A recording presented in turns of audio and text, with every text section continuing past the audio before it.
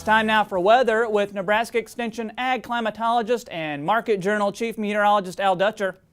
Happy New Year, Al. So far, not a bad start to 2019. So how's January shaping up?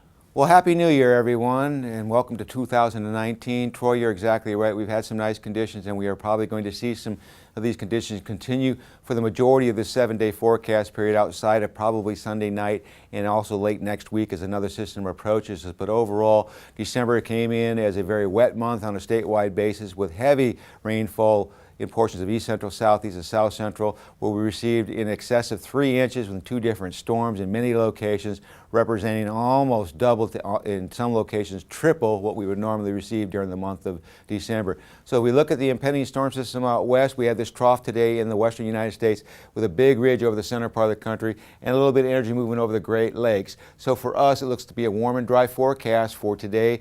Primarily highs in the upper 40s to low 50s. Low 50s the farther south you go, with the low pressure indicated at the surface in southeast Colorado, but it's out in advance of this trough and no moisture to feed it. Now as we go into the day tomorrow, this trough starts to make its way into southern Arizona, New Mexico.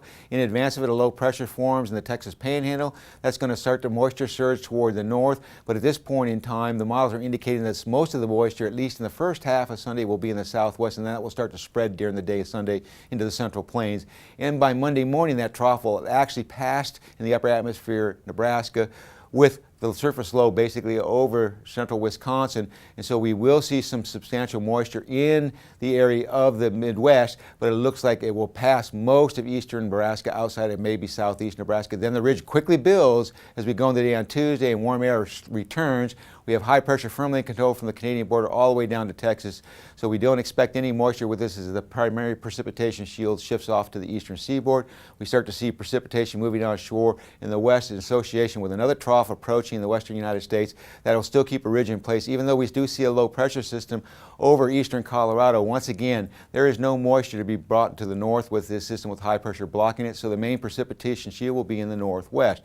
On the day Thursday, this trough starts to make its way inland over the southwestern United States. That's going to allow more moisture to start moving toward the north, but the primary focus of precipitation will be under this cluster of low pressure system trying to develop at the surface, and we can see the shield of heavy precipitation projected by the models to occur in the southwest, and then the models quickly move that out into the central plains as we do on the day on Friday. That brings that low pressure system out into portions of eastern Kansas.